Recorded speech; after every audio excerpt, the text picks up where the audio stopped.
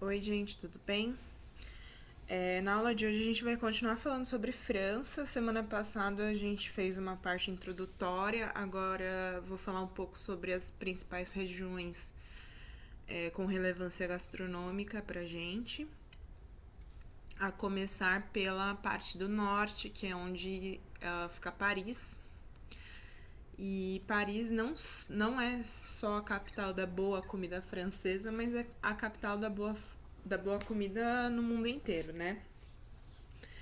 Lá a gente vai encontrar padarias com baguete, charcuteries, bistrô, restaurantes de chefes estrelados. Parece que Paris vive a gastronomia. Lá a gente tem ingredientes do mundo inteiro. Eles têm esse acesso a ingredientes do mundo inteiro e os ingredientes franceses que são de excelente qualidade. Isso tudo graças ao rio Sena, né? Que ele divide Paris na metade, margem direita e margem esquerda do rio Sena, é assim que é feita a divisão lá.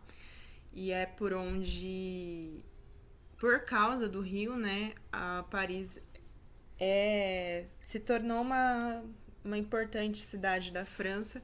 Por quê? Porque pelo rio era possível a chegada e a saída dos produtos da região na região, tá certo?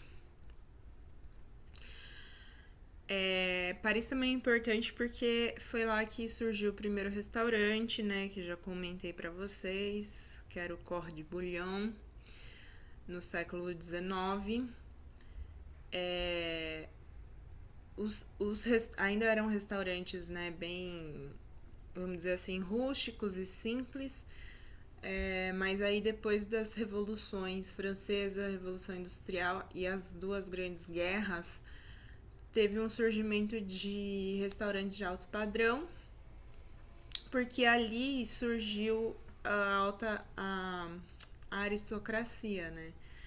Que comer passou a ser status, tá ok? Bom, diz também, né, que essa não sei falar, disseminação de restaurantes pela cidade foi por conta do pós-segunda guerra, que a população começou a sair das suas casas e aí eles buscavam restaurantes, bares, não só por conta da alimentação, mas do convívio, né? Nós estamos num momento que a gente sabe o quanto faz falta o convívio. Espero, né, que estejam todos em confinamento. E o bistrô, que a gente tá bem habituado, assim, parece ser modinha, né? Ressurgiu recentemente. Uh, Ele também tem origem lá em Paris. A princípio era uma vendinha, né, de bebidas quentes e lenha. E a vizinhança se encontrava para tomar uma taça de vinho, uma xícara de café. E aí, ao longo do tempo, os proprietários desses bistrôs, desses estabelecimentos, eles passaram a servir umas comidinhas mais assim, comidas modestas. Não pensar em alta gastronomia num primeiro momento, tá? Até porque a cozinha da França, ela é muito rústica, assim, no geral, ela é muito rústica. A gente tá. A gente pensa muito na comida da França, em comida empratada, nouvelle cuisine, quando na verdade tem muita caldeirada de peixe, carne ensopada, miúdos. Então, tirar um pouco da cabeça essa sofisticação que o princípio não era tão refinado quanto é agora, né? E aí, como era a vizinhança que se encontrava nesses lugares, os bistrôs eram estabelecimentos rústicos, né? Eles têm essa atmosfera mais rústica para comer, né? Desculpa, eu vou reformular o que eu tava falando, tá? tá meio zoadinha da sinusite, então a cabeça tá doendo pacas. Mas vamos lá. Como a vizinhança passou a frequentar para refeições, se tornou um ambiente bastante familiar. Então, vamos dizer que o bistrô seria a cantina francesa. O que é a cantina para os italianos é o bistrô para os franceses, tá? Não é tão sofisticado igual os bistrôs que a gente encontra por aqui, né? Aqui é um bistrô gourmetizado. Então, a princípio, era para atender trabalhadores, né, que trabalhavam no mercado Les Halles. Meu francês é perfeito, só que eu não falo bem para não humilhar vocês, tá?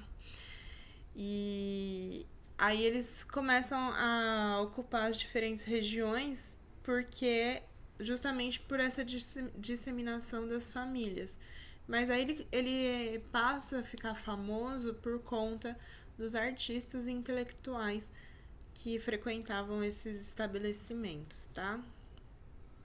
As refeições, de novo, eram simples e deliciosas, porque francês não sabe brincar com comida. Não tinha sofisticação. Eram pratos para se comer no dia a dia, tá? E o bistrô ele passou a fazer parte do estilo de vida dos parisienses, por quê? Porque eles vivem em apartamentos muito pequenos, né? Como em grandes metrópoles, isso sempre foi uma tendência. Em Paris existem apartamentos de um cômodo, e é um cômodo sem brincadeira. Tipo assim, a cozinha e o banheiro são divididos para economizar no encanamento. Sim, cozinha e banheiro no mesmo lugar, tá?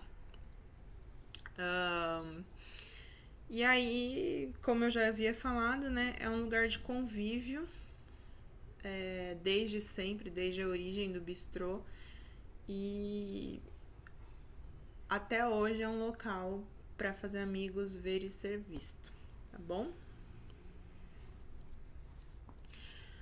Os produtos mais característicos da região são a baguete, o café, patisserie, que é a confeitaria. Aliás, grandes confeitarias a nível mundial, famosas no mundo inteiro, estão em Paris. Potage, que são sopas, e os queijos, tá? Sem contar os vinhos que a França inteira compartilha, né, dessa preferência por vinhos. Depois a gente vai para Noroeste, né? Normandia, Bretanha e Pesna. Não vou falar. A pesca, né, é uma das principais características pensando em alimentação.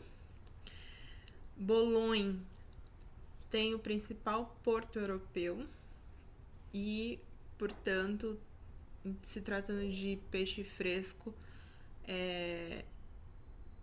eles são imbatíveis. E aí a gente vai encontrar linguado, vieira, lagosta, marisco. E também o tratamento desses peixes são especialidades dessa localidade. Então você vai ter congelamento, salga, defumação e principalmente do arenque, tá? Na Bretanha, que também fica na região noroeste, apesar, né, da França no geral ter essa estrutura rural, né, saindo de Paris, tudo é meio que rural ali, a gente vai ter mais agricultura industrial. Então, vai ter a agropecuária bastante presente, e é na Bretanha, justamente por conta dessa agropecuária, que tem a fama do leite e da manteiga. Então, A manteiga da Bretanha, ela é muito famosa. Além das maçãs e os seus subprodutos, né? Cidra e calvados, que são bebidas. A gente já até falou na aula de serviço de bar sobre calvados e cidra.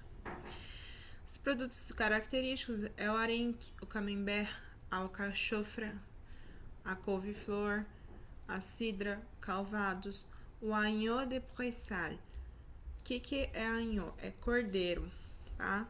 É esses bichinhos lindos que tá aqui, ó, os cordeirinhos. É produto de terroir, né?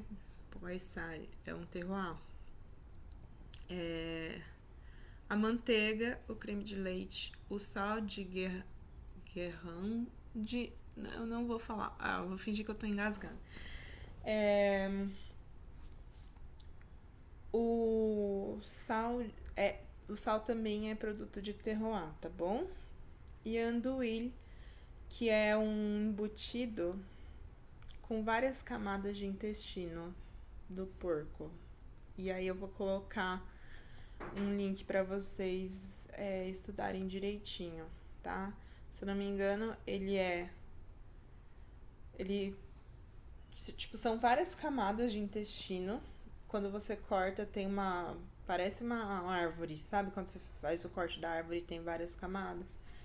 E aí ele é curado, defumado e depois cozido. É uma iguaria da região, tá? Do Sudeste Atlântico, né? Lembra que eu falei que por um lado é banhado pelo Atlântico e o outro lado pelo Mediterrâneo. Então aqui vamos ter os terrines, que a gente vai falar mais em cozinha fria, os patês, né? As pastas, a técnica do confit, o magret de pato, corte de pato, né? O agneau de é isso aí, né? Finge que eu tossi. Que também é cordeiro de terroir. Armagnac, que é uma bebida alcoólica. A ameixa seca, bebida alcoólica à base de vinho, se eu não me engano, tá? Ameixa seca e o macarrão de Saint-Emilion, que é esse da foto, tá? Ele não é aquele macarrão bonitinho que a gente fez em aula de confeitaria.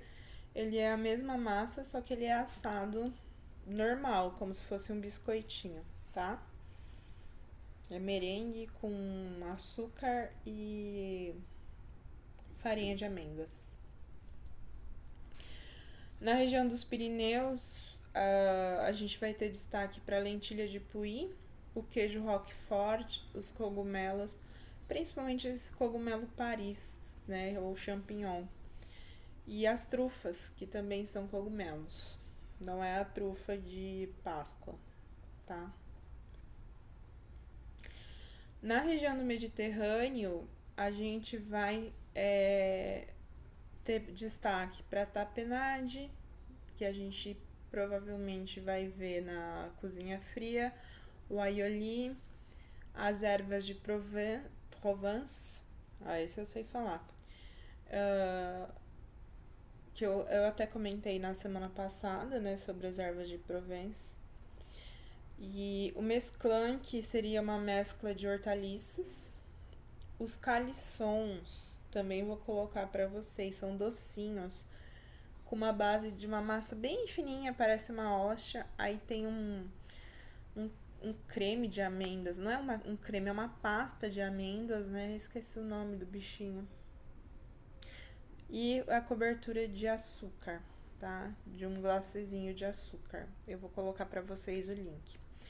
O mel de flor de laranjeira e, obviamente, a lavanda, que também é utilizada na gastronomia, tá? Ela é comestível. Se eu ficar calada é porque eu estou bebendo água.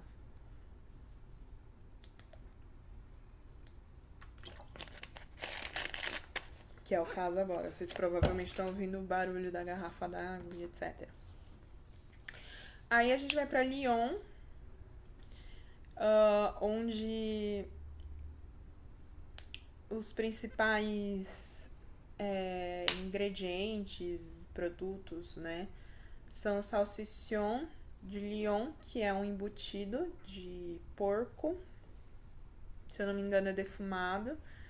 As cervelas, que são embutidos também, só que esse é misto, acho que é porco, boi e não lembro se é frango, tá? Aves de Bresse, que são, parece um frango, né? De terroir. Os frutos da região, o cervel de canu, que é essa pasta de queijos com ervas, miúdos e bunhes. O que é mesmo bunhes, gente? Já esqueci. Ah, sabe o que é bunhes? Sabe aquela biscoitinho cueca virada? Acho que quem é de família italiana conhece. Ou também crustoli, o pessoal chama de crustoli. É o bunhes, tá? Do centro-leste, né, Borgonha e esse negócio aí, ler direitinho, porque eu não sei falar francês, quer dizer, sei, mas não quero humilhar vocês. A gente vai ter o anis, que é a balinha de anis, o drops de anis. Vai ter o gado charolês, que é uma raça de gado bem grande, robusta. Vou postar um link para vocês aprenderem, lerem, né, um pouquinho mais sobre ele. Ele é um boi tipo gigantão. A mostarda de Dijon, que também é um produto de terroir. E o pão de especiarias, que é esse da foto. Parece mais um bolo do que um pão, tá? Eles falam que é um pão rápido de fazer, mas não é. É um bolo, tá? E no Nordeste a gente vai ter Alsácia, Lorraine e Champagne. Existem vários produtos, né, que levam os nomes dessas regiões no Nordeste francês. Então é uma zona rural. Nessa região eles são mestres na salga e defumação, confecção de empadas, salsichas e carnes frias. Hábito do uso do vinho, principalmente vinho branco, e champanhe vem dessa região, tá? Lembrando que champanhe é um vinho branco espumante, tá? Muitos pratos à base de peixes e aves, mas o forte deles é o porco e os embutidos. E aí, destacando aqui Lorraine, que é uma região rural, tranquila e cheia de aldeias. O peixe de rio é o que reina na região. A comida é simples e farta. É de lá que vem a quiche Lorraine, que leva o nome, né? Quiche Lorraine, massa brisée, creme royale e bacon, né? Se eu não me engano. As madeleines, a baba au rum, que é aquele bolinho banhado na calda de rum, e as tartelettes, a maioria das tartelettes tradicionais vem de lá. Acho que é a região que eu mais gosto. E aí vem a Alsácia, né? Aí, por conta de ter históricos de disputas com a Alemanha, a gente vai ver muita influência alemã nessa localidade. O vinho de lá é excelente. Vai ter muitos restaurantes estrelados ao mesmo tempo que vai ter brasseries, né, com um ambiente mais acolhedor, com a comida caseira, um pouco mais rústicos. Muitas padarias com diferentes tipos de pães, principalmente vindos da cultura judaica, tá? O mais tradicional é esse pão de... Não vou me arriscar a falar, vai que eu falo besteira, né? Que é esse pão feito com trigo e centeio. Os pretzels, que são símbolos dos padeiros da região. E pão de mel e biscoitinho de amêndoa, que são típicos na época de Natal. Então vejam aí quanta influência alemã tem nessa região da Alsácia, tá? Os produtos característicos do Nordeste, estamos falando do Nordeste, né? São pé de porco, salsichas brancas, carne de caça, a quiche Lorraine, pães, chucrute. Backoff é essa caldeirada aí de carne, né? Que é assada no forno. É comida de rico. Era considerada comida de rico, né? As compotas e as madeleines. Então vejam aí como que a gente tem muita influência alemã, né? Pensando na questão da utilização de pé de porco, de salsichas, embutidos,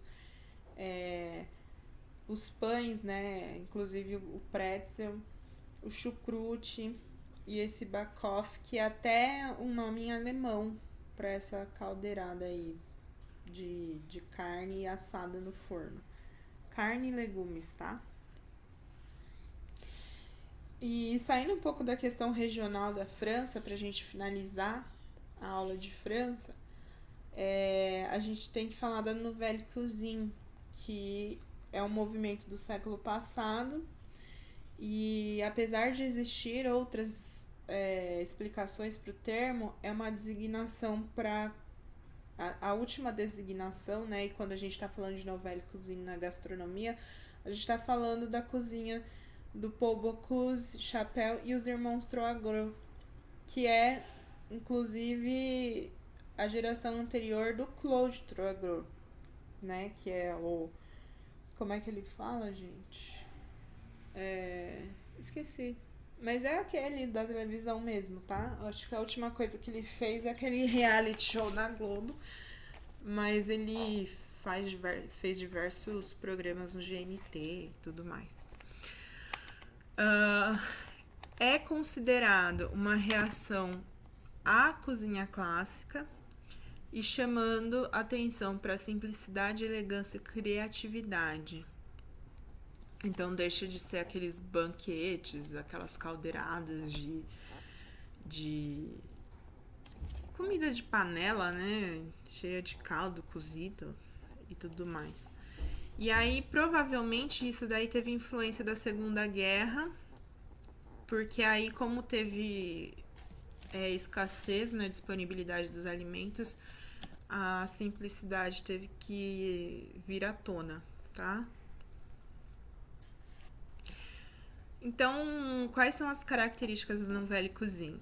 É a simplicidade na técnica, na utilização de técnicas, tempos de minutos de cocção. Então, se antes você fazia, sei lá, um fundo de 4 horas, 5 horas, para depois fazer uma sopa, para fazer um caldo, para fazer alguma outra coisa, isso deixa de ser prioritário na cozinha francesa. As marinadas também passam a ser mais curtas, né? A gente tem muitas receitas de marinadas de no mínimo 24 horas, que é o caso do bife bourguignon, né? O bife bourguignon, ele é uma marinada em vinho que fica lá no mínimo 24 horas e ainda depois para cocção, que é de horas, você adiciona fundo bovino, que já vem de uma cocção de no mínimo 5 horas, tá? Então, assim, esses processos muito longos e muitos processos eles deixam de reinar. Preza muito pelo frescor dos ingredientes, pela cozinha do terroir, pela sazonalidade, que é o que a gente tem como tendência até hoje. Os cardápios são mais enxutos, então é mais fácil executar. A apresentação dos pratos são mais simples, utilizando os próprios ingredientes do prato, né? Que a gente pega no pé de vocês para não enfiar uma pimenta, dedo de moça inteira dentro do prato, porque a pessoa não vai comer. Então não vamos desperdiçar, né? Vamos utilizar só o que complementa o próprio prato.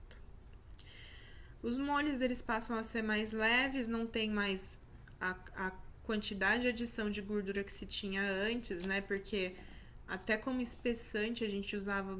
A gente não, né? Porque eu não sou dessa época. Eu sou do século passado, mas também não, nem tanto, né?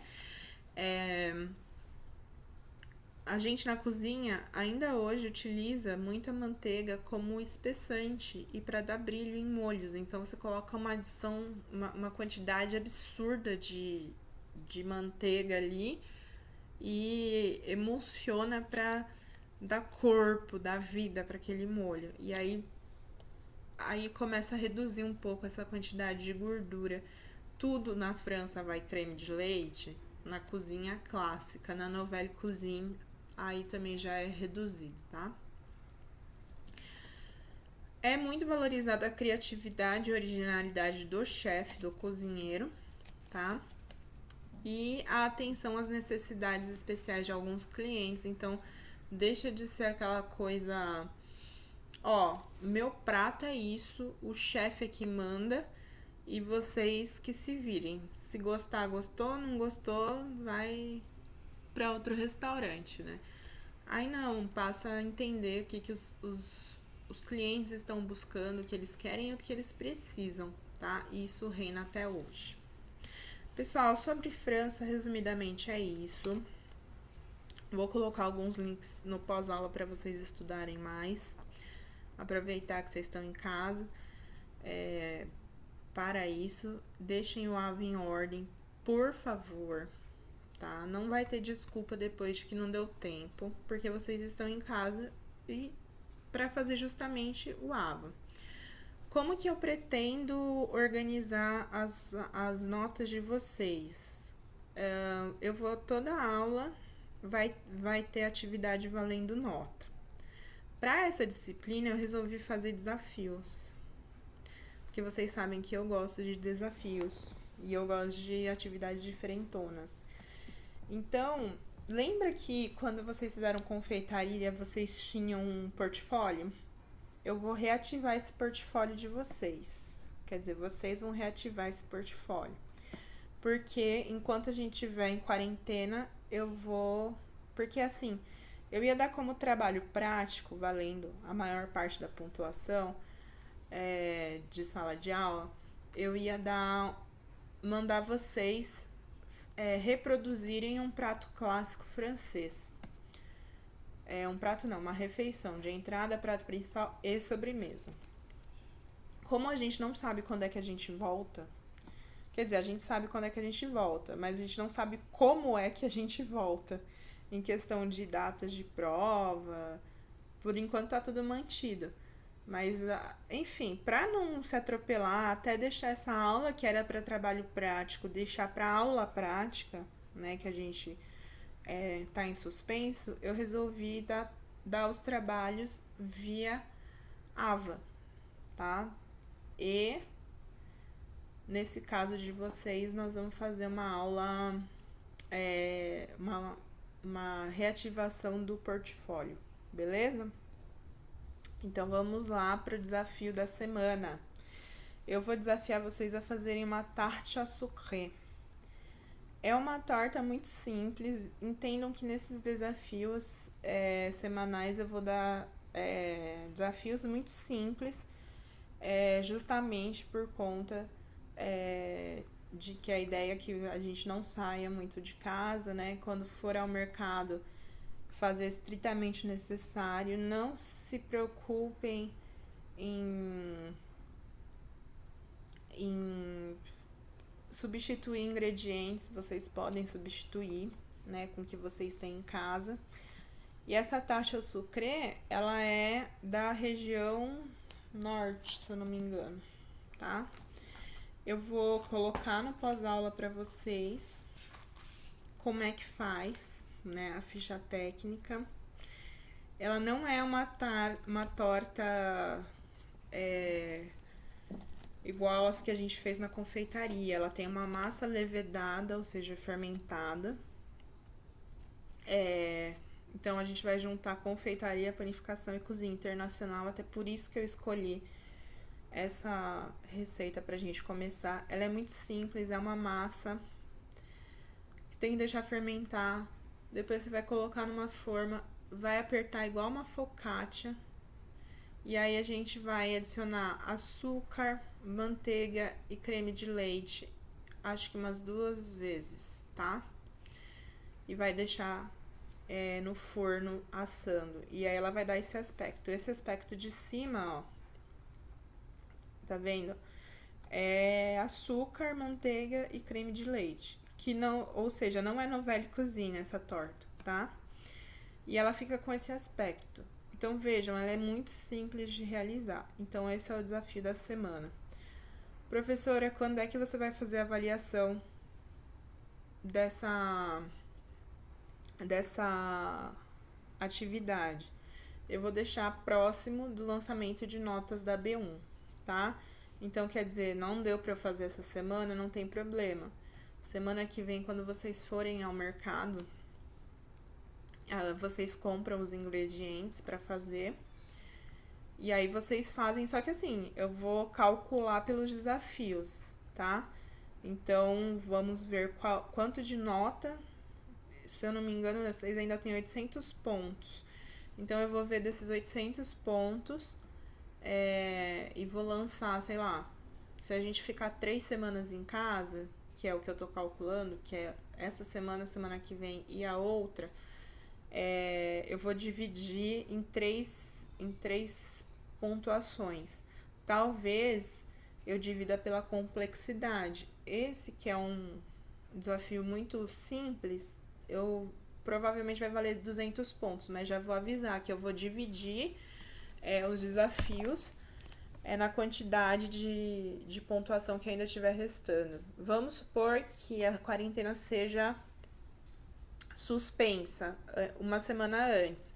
Então, vai ter 2 notas, 2 desafios, então cada um vale 400 pontos, por exemplo.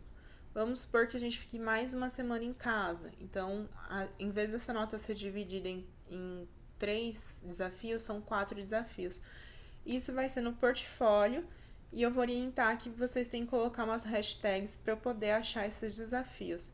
Então, eu vou procurar pelas hashtags, tá? Ao invés de ficar procurando aluno por aluno. Ok? Aí, no caso, como a turma de vocês está pequena, se eu não encontrar vocês pelas hashtags, eu pergunto pro Emano, sei lá, eu dou um jeito, da mesma maneira que a gente deu um jeito da outra vez, tá bom? Então, o primeiro desafio é esse. É uma receita simples, mas ela é maravilhosa, vocês vão adorar de fazer. Na semana que vem ainda não sei qual que vai ser o desafio. Provavelmente vai ser alguma comida italiana, porque nós vamos começar a falar de Itália semana que vem. Pessoal, tá valendo, tá? Tudo que tá postando no Ava tá valendo notas, tá valendo ponto. Quero saber de vocês a opinião, e aí eu peço para depois o Emano me passar a opinião de vocês em relação à aula ao vivo, se vocês teriam aderência a fazer essas aulas ao vivo a partir da próxima semana, ou não, o que vocês acham, tá? E em relação a nossa outra disciplina, que é a cozinha fria, né? A cozinha fria, isso. Eu acho melhor ir postando as aulas que eu dou à noite pra gente reorganizar nosso calendário, porque a gente tá quinzenal, lembra? E aí na volta eu vou ver com a Jaque o que a gente pode fazer e grudar as aulas quinzenais, entendeu? Ou seja, ter toda semana as aulas, tá? Mas isso são aspirações, a gente não tem como confirmar nada no momento, a gente tem que viver uma semana de cada vez, tá bom, gente? Então, deixo pra vocês esse desafio. Se cuidem, evitem sair de casa somente para o necessário. E não esqueçam de postar a tarte ao sucrê, tá? Sei lá, me marca no Insta, sei lá. Quem não tinha portfólio no Instagram e me mandava por slides, né? Por PowerPoint, eu não lembro se tinha caso na turma de vocês, mas eu acho que não. Mas se for o caso, depois me contata que a gente vê como é que a gente realiza essa entrega, tá bom? Gente, tudo de bom, excelente semana, até a próxima E eu esqueci de novo como é que fecha isso daqui. Ah, lembrei. Tchau, gente. Até mais.